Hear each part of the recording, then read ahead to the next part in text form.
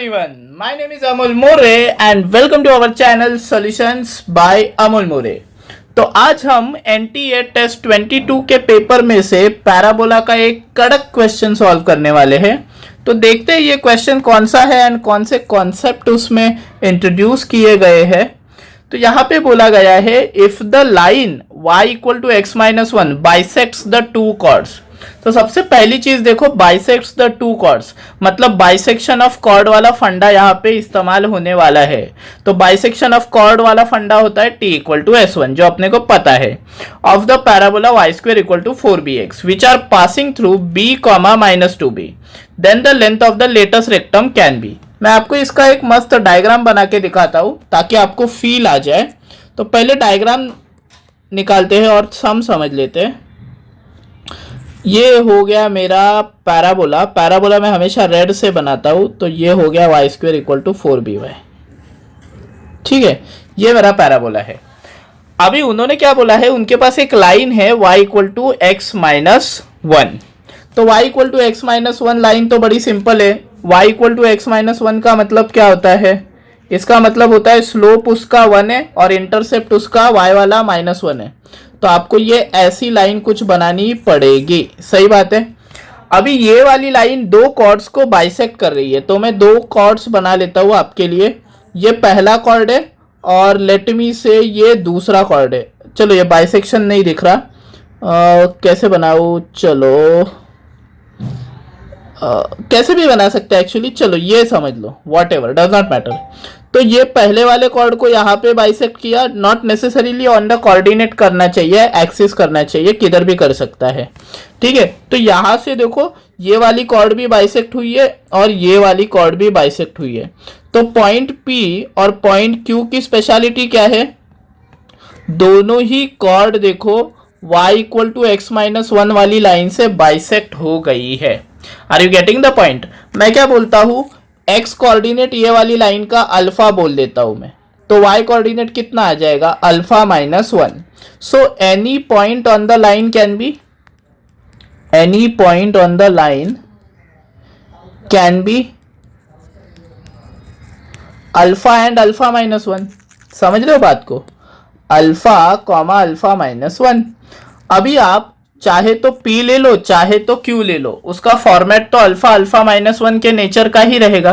और अपना पैराबोला क्या है, y स्क्वायर इक्वल टू चौका bx, ये अपना पैराबोला है, सही बात है।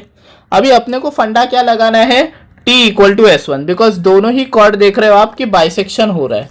तो पहले तो मैं यहाँ पे y square equal to 4bx लिख देता हूँ, फिर उसको थोड़ा सा स्टैंडर्ड फॉर्म में लिख देता हूँ, y square minus 4bx equals 0। फिर अल्फा और अल्फा माइनस 1 पे बाइसेक्शन हो रहा है, तो यहाँ पे t इक्वल टू s1 कर दो। तो t लिखना तो सबको आता है, y1 minus 4b x plus x1 by 2, सही है, इक्वल टू s1। s1 तो सिंपली आएगा alpha minus 1 the whole square minus 4b alpha, that's it. अभी उन्होंने बोला है ये जो कॉर्ड है, ठीक है, ये कॉर्ड बन गई अपनी, it passes through b minus 2b, it passes through b comma minus 2b। तो हम क्या कर सकते हैं, b और माइनस 2b सब्सटीट्यूट कर सकते हैं, है कि नहीं।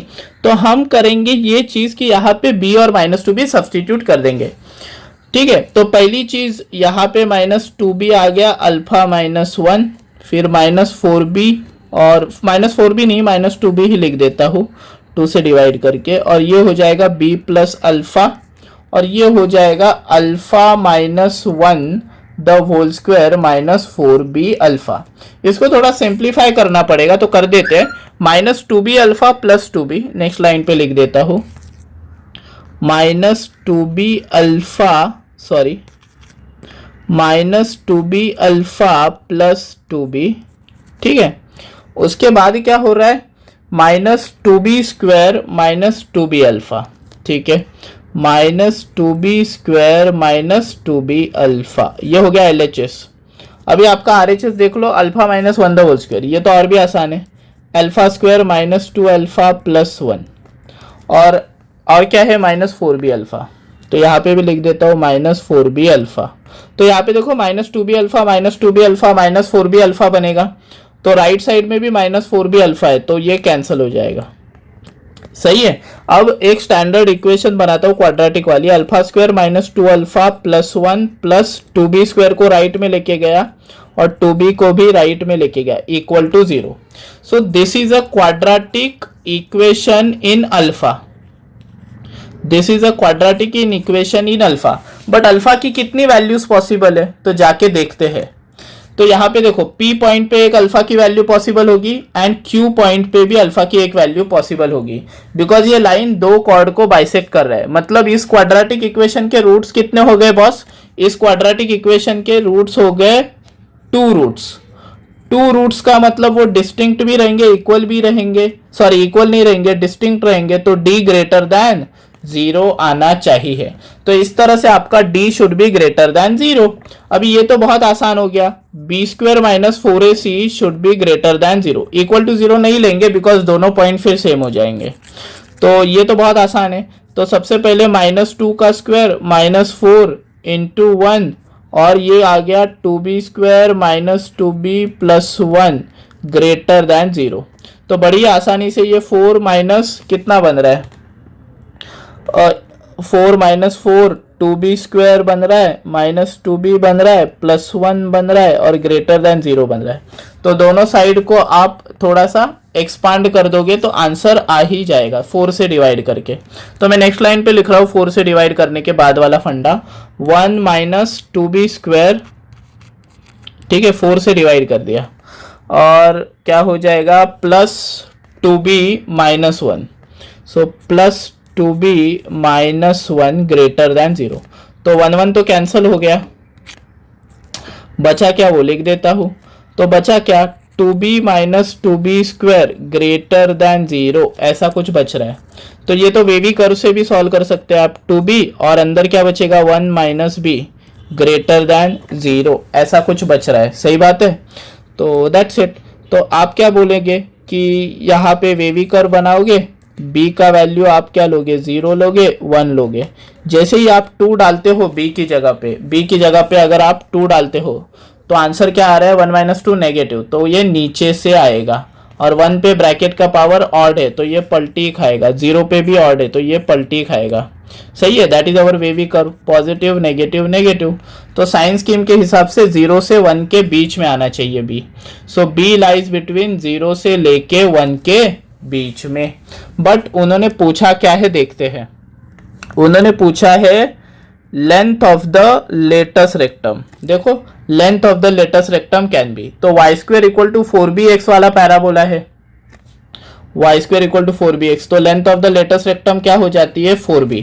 तो अपने को 4b निकालना है, तो हम क्या करते हैं 4 से मल्टीप्लाई कर देंगे ऑल साइड्स को। तो ये तो 0 हो जाएगा, ये तो हो जाएगा, सॉरी हैंड राइटिंग कभी कभी खराब हो जाती है, 4b और ये हो जाएगा <4। तो 4b का मतलब ही लेंथ ऑफ लेटस रेक्टम है, तो length of latus rectum is <4। तो 4 या 4 से बड़ी लेंथ ऑफ लेटस रेक्टम नहीं हो सकती, इसलिए उन्होंने क्वेश्चन में कैन बी पूछा है। तो क्वेश्चन के ऑप्शंस एक बार देख लेते हैं। तो 3 हो सकती है, 5 नहीं हो सकती, 6 नहीं हो सकती, 8 नहीं हो सकती। तो 4 से कम तो 3 ही ऑप्शन है, इसका मतलब इसका आंसर क्या आएगा ऑप्शन ए विच इज 3। सो इसका करेक्ट ऑप्शन था ऑप्शन ए। तो आई होप आपको ये सवाल पसंद आया रहेगा और उसका कॉन्सेप्चुअल सॉल्विंग भी आपको बड़ा पसंद आया रहेगा। अगर पसंद आए तो लाइक और कमेंट करना मत भूलिएगा और शेयर करना जरूर याद रखिएगा और मैथ्स के मजे लेते रहिएगा और चैनल को सब्सक्राइब करना बिल्कुल मत भूलिएगा। This is Amol More saying bye bye to you.